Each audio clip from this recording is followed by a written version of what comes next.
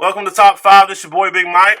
I got a special guest. Hands up, hands up, get up on your feet. Hands up, we rockin' Jesus.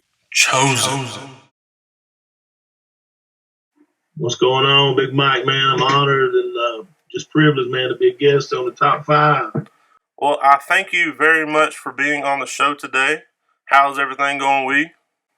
Man, it's going good, with all the whole Corona thing going on. I'm at the house, what I'm saying, working from home and everything like that, but get more time with the family, more time with the Word and everything like that. So Yeah, I feel you. How's the family doing?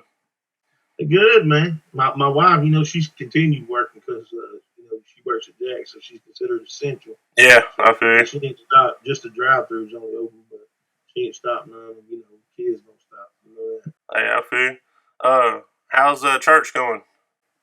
And church is going good, man. We had Logan LeGrand. Logan. We had him, on our online service last week with a band called Harkin. So that was pretty cool. Man. Okay, that's what's up. Hopefully, though, we're ready to get back rolling, man. Where we're actually in the building. We know church don't dwell for a while, but we're in the building and we're, fellowshipping with one another in person. Yeah, I feel you.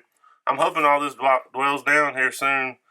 Something's got to give, man. We just got to keep praying and keep holding on, Yeah, that's right. That's right. The point of Top 5 is that I'm going to ask you the most relevant and the most important and impactful questions that I can think of that people can get an idea what Chosen's about. So the first question I'm going to ask is, who are your influences that made you want to go into Christian hip-hop? And I'm gonna be honest with you. I never really thought I would be doing Christian hip hop for real. I mean, just being honest, man. But I went after I got saved, man. I went like a whole year where I knew God was calling me to do something. I really just couldn't pinpoint what it was, man. I knew He was calling me to do something, but I couldn't figure out what it was. And I was praying about everything.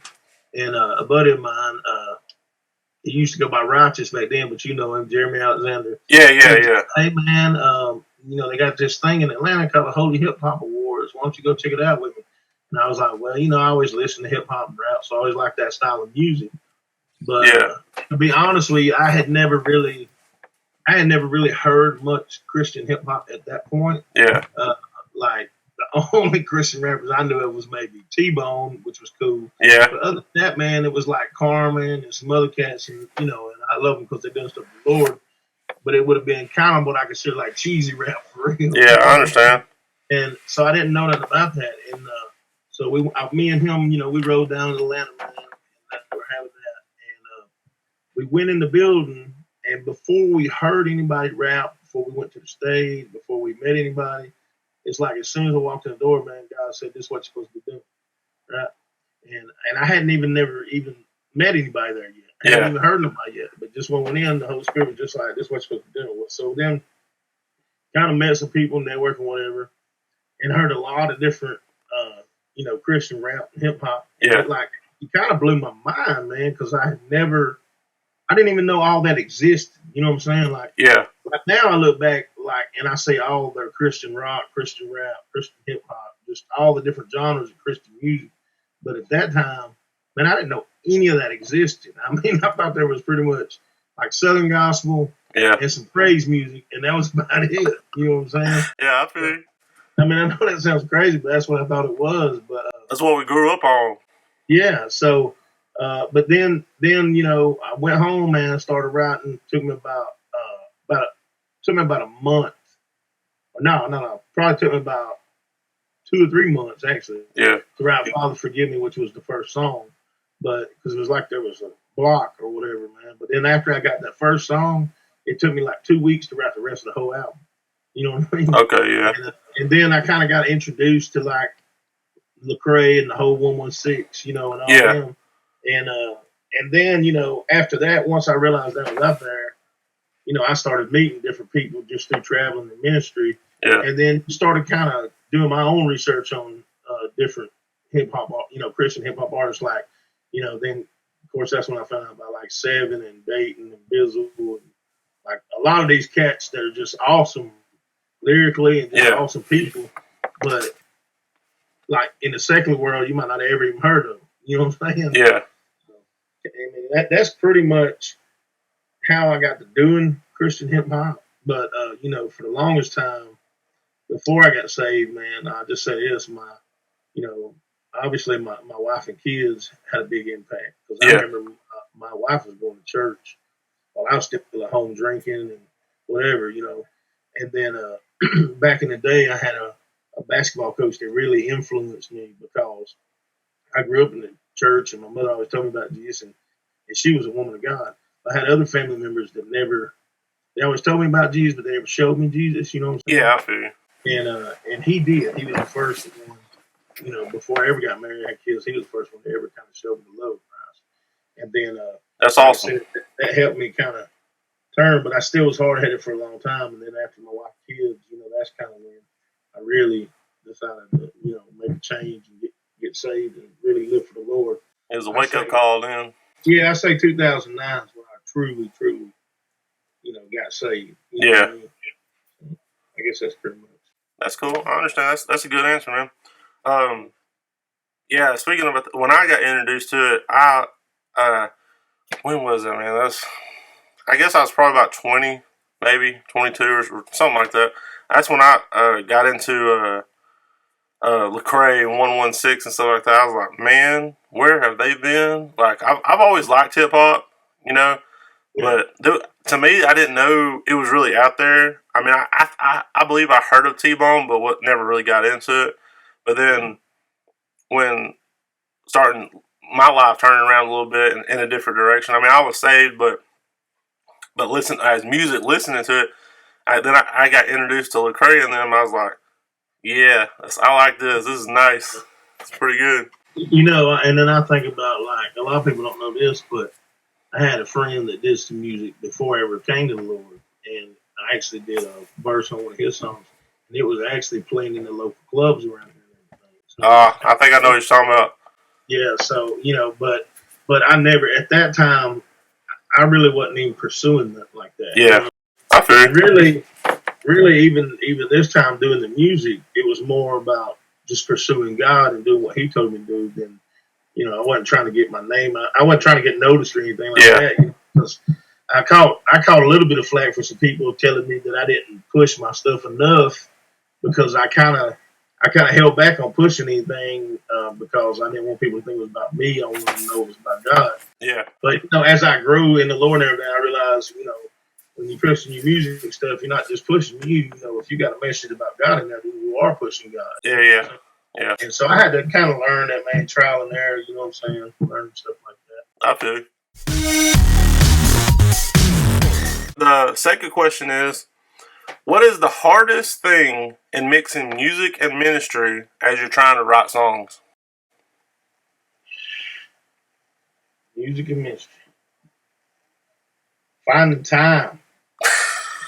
I'm serious, man. Finding time between, you know, if you think about it, like with me, between being a husband and a dad and working, and then getting music, and I mean, I've got some, you've hooked up some beats for me and everything, In case I don't know, Big Mike's the man when it comes to beats. But as a matter of fact, shout out to Big Mike because he's actually the one that made the beat. If you go listen to Crucify My Flesh on Spotify or on the website, he is actually the producer and the maker of the beat. But anyway, you still owe me a bunch of money for that. Yeah, I know, right? when I get it, you'll get it. Bet. But anyway, man, yeah. So I just think a lot of times it's just and having that time. Like I know you probably the same way. Like there's been times when I sit down and write. Excuse me, when I do have time, and like it's like I mean I can sit there 2 hours and nothing comes. Yeah. And then there's times when I can sit down and in an hour write 4 songs. You know what I'm saying? It just depends on like, how the spirit's flowing and just, you know what I'm saying? Yeah, I feel. But a lot of times it is just getting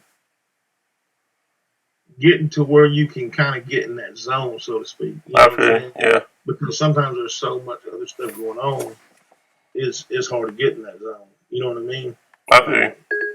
Like, I'm trying to do for the probably last year, I kind of been procrastinating really because I got a book of my life story that I've been working on, and I've got about 2 or 3 chapters wrote. But it's like I keep procrastinating because I'm struggling to find the time to do it. Which man, better get on I it. got time, I just ain't really time management. My time management got to get better. Yeah. You know what I mean? I understand. Yeah. That's cool. I can relate to that time. And we just talking about like, hey, sometimes you could be sitting there and it's just you have writer's block Exactly. for 2 or 3 hours or whatever, and then a week later you got a couple of songs written down. You didn't think about it. Yeah. But I think after I started doing it a little bit, or for the time I did it, I think I learned quickly about it was when those moments did come. When you did have writer's block, it was kind of a moment where God was telling you to just abide, just sit and chill, just Yep. throw on some worship music, Yeah. But then, a week later, like you said, juices be coming through. You can be writing. That's when he just lets it go, Yeah. The frustrating thing sometimes is though when you're in the car and you're driving and you get that flow and like you're off the top of the dome Yeah, with it yeah, and it's good and you're like, man, I need to write that down, man. But by the I time know. you get back home, you done forgot what it was. Yeah, I know. I get it. I feel you. I could totally relate on that one. So the third question is, what is the craziest or funniest moment you've ever had doing a show? Or is there one? Oh man. It's probably the most embarrassing moment. It's probably we were doing a show in I think it was Russellville, Alabama, and it was New Year's Eve. This was probably I don't know 3 or 4 years ago, or I don't know. It was a little while back, but anyway. So there was a rock band there, and they had a song, and they wanted me to do a verse on their song, and I had a verse I could do for it, but we hadn't practiced it. We hadn't practiced it. We hadn't did anything. And by the time we get up there, we're like the last few acts getting there. And a lot of times now, I have my music playing with the words and things like that. At this time, it was just straight instrumental. They were just playing live, which I did plenty of times before, with just the beat and stuff, no problems. Yeah.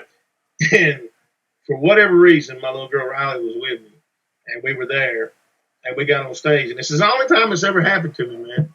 We got on stage and it comes to my part, and man, it's like 2:00 in the morning, New Year's Eve, and I drove all that way, and it comes to my part, and I just completely go blank. Just completely. I'm just standing there. You froze. I know that I messed up because I'm just blank. I'm like, oh my God.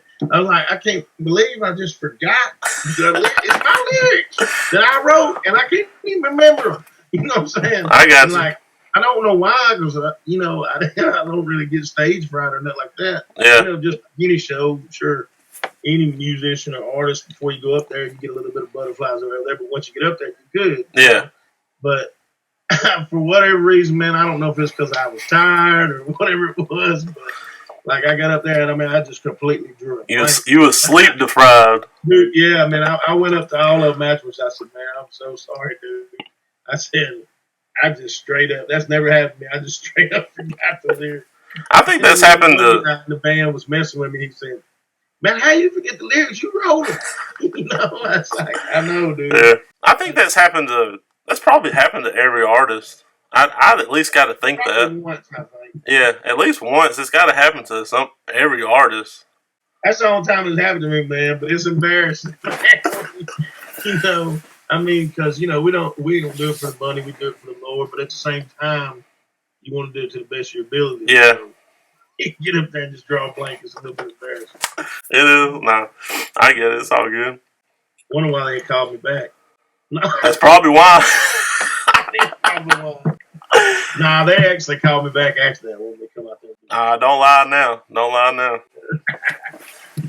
They actually did, man. But that's good. Pretty good. Question 4. Do you see or what are the differences in how you minister in music or as a pastor? And if so, what are they? Oh, that's a good question, man. That's a real good question, man. I would say that I try to minister the same. It's gonna sound weird, but there's also some differences. You know what I mean? Yeah. Because I always try to. I always try to approach ministry as anybody that needs help or anybody that I can pray with or help or whatever. You know what I'm saying? Or any lost person I can reach. That's what I want to try to do.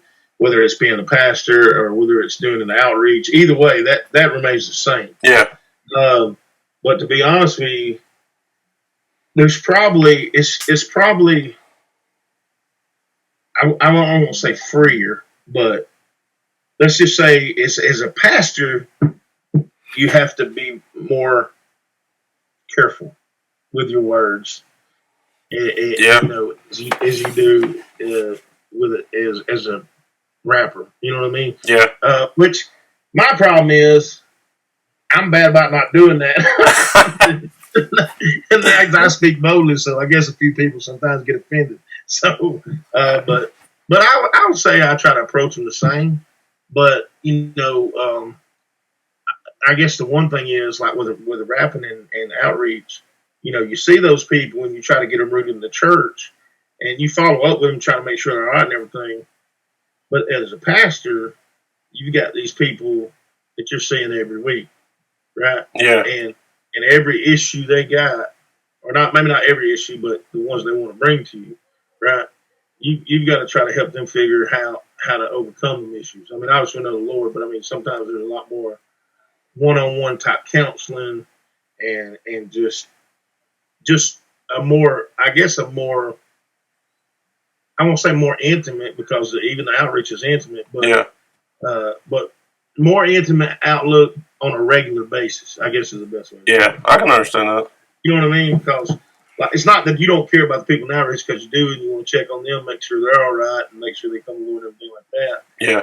But the people in your church, you're seeing like on a Thursday night and on a Sunday morning and on a Wednesday, you know what I'm saying? Yeah. You're seeing them regularly, and those are the people that you are regularly trying to disciple and grow. Where some of these other people, you might have made an impact in their life, you might have planted a seed, but they're at a different church and they're kind of coming up under that church, getting discipled or whatever. You know what I'm saying? Yeah. It'd be hard for me if I'm pastoring here. I can to a certain extent, but if there's somebody got a home church in say Oklahoma, they're going to be pretty much more getting discipled under that church. You know what I'm saying? Yeah. But I would say I try to approach them kind of the same. You know what I mean? Yeah. But I'd be lying if I say there ain't some differences in how they operate, just because a lot of times, man, people come to church, and a lot of times people get to church and shouldn't, but sometimes people get church hurt easy. You know what I mean? Yeah. Or get offended easy, or get church hurt easy, or and I think the one thing is, and that's one thing we're trying to put in place in our church now, is I think a smart pastor and a good pastor will try his best to pray that God sends him other good leaders to put around him, so that it's like a team. Yeah. When all of it's just on the pastor, man, that's kind of overwhelming. So you need a good team, and we're still, like we only been there since October, so we're still putting pieces to the puzzle in place, so to speak. Yeah. And plus the building when we got in, it needed a lot of work. But I would say that as far as just how we approach it, I would say that you approach it, both of them the same. But there is some differences. Where there are similarities, there are also differences, if that makes sense. Yeah. I understand. That makes a lot of sense. What do you think of today's Christian hip hop? Man, let me just say this. I love everybody. But I'm going to say this. First, I want to say that I think the secular hip hop and rap, and I'm not just saying this just as a Christian. I'm just saying, even if I wasn't a Christian, I would say it's garbage. Just because they don't have no substance, man. They ain't really talking about nothing. You know what I mean? Yeah. And I would say that Christian hip hop now, as far as skill and talent, it's probably the best it's ever been. You know what I mean? The only negative thing I would say about it is I I feel like there's a lot of people that's in it and they're in it for the right reasons. They're in it because they love the Lord and they're doing it for the kingdom of God. But I feel like Yeah. there's also a lot of people in it that are in it for the wrong reasons and they're just trying to get their name out. You know what I'm saying? Yeah, I can understand that. But you take people like, and I'm not saying there's nothing wrong with like with people blessing them for their gift or whatever. You know what I'm saying? I'm not saying there's nothing wrong with that. That ain't what I mean. I'm just talking about, you know, they. One thing that drives me, let me go back to the Christian hip hop thing. One thing that I talked about how Lecrae, you know, I love his music stuff. Yeah. But I'd be lying if I say to me I don't feel like Lecrae kind of sold out a little bit because I do. Because one thing that drives me crazy is to hear somebody that does Christian rap or Christian hip hop say, "I'm not a Christian rapper," or "I don't do Christian hip hop. I'm a rapper who's a Christian." Because to me, that's like trying to be ashamed of God. Yeah. If you unashamed, you know what I mean? And this is no thing against 116. The whole thing was unashamed, right? Yeah. Why would you be, if you're unashamed, why would you be ashamed to be labeled as a Christian rapper? And I know people say, well, that puts you in a box. Well, I mean, Lecrae won a Grammy as a Christian rapper. So how's that in a box? You know what I'm saying? Yeah, I can understand that. I mean, when you win a Grammy, that's not putting you in a box. And I know you got people like NF, but if you listen to some of those guys that say they're rappers who are Christians, listen to some of their lyrics. They got some songs that they only mention God one time the whole song. Yeah. I'm saying, you know what I mean? And that's between them and God. But I just don't understand why. And I know you say put it in a box, but here's my thing. God is a God of no limits, right? So no matter if you're labeled a Christian rapper or not, God, you know, they can't put you in a box if you got God. Yeah. They can try all they want to, but I mean, Lecrae proved it when he won a Grammy. You know what I'm saying? Yeah. And you got people, you know, like Bizzle, you know, and Dayton and Seven and people like that. Maybe some of the secular people don't know, but I mean, man, they're lyrically by far better than any of the secular cats out there. You know what I mean? Yeah.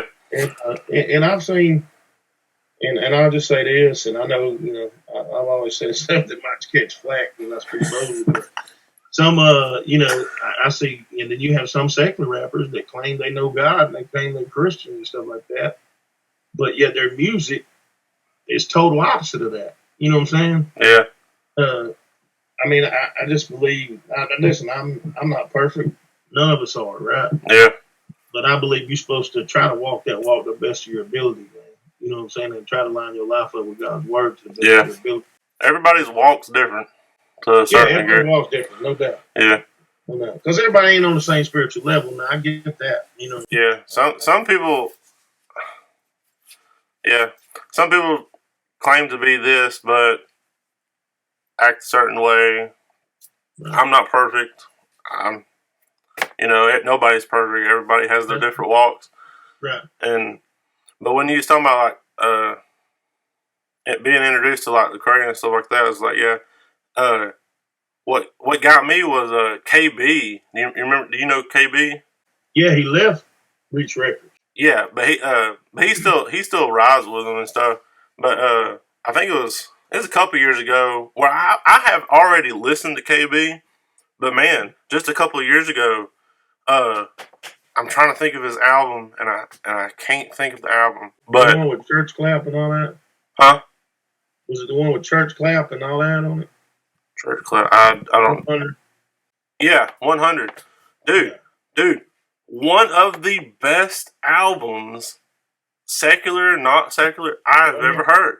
Like, it was ridiculous. And then I got introduced to NF a couple of years ago, and NF, man, his lyrics are great. It's crazy. He's lyrically talented. Yes. You know, like I just, you know, I would like to see him maybe talk about God more in his songs. Yeah, I can understand that, yeah.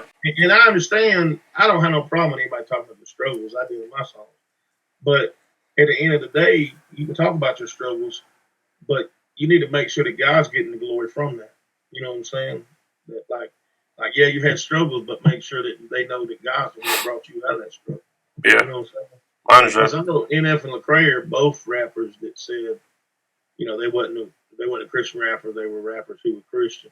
And I know if you like Lecrae, like, to be honest with you, and it's between him and God. But I pretty much quit listening to Lecrae because, you know, if you look at all the cats that was with him, I mean, he kind of like look at most of his newer songs. Most of them people ain't even around. I mean, a lot of it's like with secular artists and stuff. You know what I'm saying? Like different secular artists. Like you don't see him. Like you don't see many of his new stuff. Like you don't hardly see Trip Lee on any of his new stuff. You might see many on one or two, but not many. Yeah. You know what I'm saying? Well, see, Trip Lee, he actually retired to a certain degree. He's a pastor now. I forgot where. Somewhere in Texas. Yeah, possibly. Yeah. But yeah, I get what you're saying. He did some kind of video thing or chat. It's talking about the reason why he did Church Clothes, and when he did like the Church Clothes albums, and most of them were secular artists, was more of like trying to reach out. You know what I'm saying? Mm-hmm. To that, I guess, to that crowd or whatever. But I mean, I look at people, you know, like Bizzle and Dayton and Seven, right? Yeah. Who are as you know about as street as you can get. You know what I mean? And you know they're going out in them secular communities, right, and doing things and doing shows in secular communities and all that. But they're still doing the music that glorifies God, that's got Jesus all in it. You know what I mean? Ryan Trejo or whatever. I'm sure I know you know who he is. Yeah. You know, and he's like that. You know what I'm saying? I got you. But anyway, that's just my take on it. You know what I mean? And I'll be honest with you, looking at things. I mean, don't get me wrong. I'm sure Lecrae's still doing well because he had built up a good bit before. But I believe he lost a lot of fans and a lot of followers from that whole thing, man. You know what I mean? Yeah, he may have. I haven't really checked about that information. But I see your point, and I get what you're saying. I do. I get that. I think now he still raps a little bit, but he's kind of tried to start more of I guess, a producer, reach record type of, I don't know, you know, not CEO, but like a bigger role like that. Because I know he signed a little guy named Holvey not too long ago, a little white guy named Holvey. Yeah. I don't know if you heard of him, but he's a little guy that he signed or whatever to reach records. He may have. Try to grow the label in itself. Yeah, I tell you what, man, you get a chance, you need to go check out this dude's name. It's funny. This dude named CHOZEN with a Z. But he's a big dude from Atlanta. He's actually in the group Made for Christ. So you can look up Made for Christ on YouTube and you can find his music there. He's got a song called What You Really In It For. And he kind of talks about that with Lecrae. And okay, yeah, I might check that out then. It's good, man. It's pretty good, you know. And he's just saying what you really in it for. You know what I mean? Are you in it for the money, or you in it for pleasing people, or are you in it for the kingdom of God? Yeah. You know what I'm saying? Because it's easy, and I'm not saying Lecrae did this because it's between him and the Lord, but it's easy if you get on the level Lecrae was on, man, for pride to seep in. You know what I'm saying? When you get on that level where you win the Grammys and like everybody's telling you how awesome you are, you know, it's easy to fall into that trap of pride, man, if you're not careful. Yeah, it is. It is. I mean, not just him. I'm just saying in general, anybody, yeah, gets to that status like he had, you know what I'm saying, or he does, you know, can have that temptation to fall into that pride, man. You know what I mean? Yeah, I feel you. Well, Chosen, it has been an honor, my friend. I thank you very much for being on the show today. Would you like to tell our guest where people can find you on Instagram, Facebook, anything? Man, the easiest way to do it, just go to CHOZEN with a Z, 365.com. You go there, and it's got all the links to all the social media platforms, Spotify, the Spread Church store, the Square store, Redemption concert info. It's got all of it there. So you can go out there, find the bio. You want to get some merch, whatever, all of it's there. CHOZEN with a Z, 365.com. And it's got all our stuff right there, man. Awesome, man. If y'all want to check out CHOZEN, go to CHOZEN with a Z, 365.com. Got all his links. Man, I thank everybody for watching. Check out Chosen stuff. Great artist. He knows what he's doing. Thank you for watching. Comment, share, like the video. I'm Big Mike. Take it easy.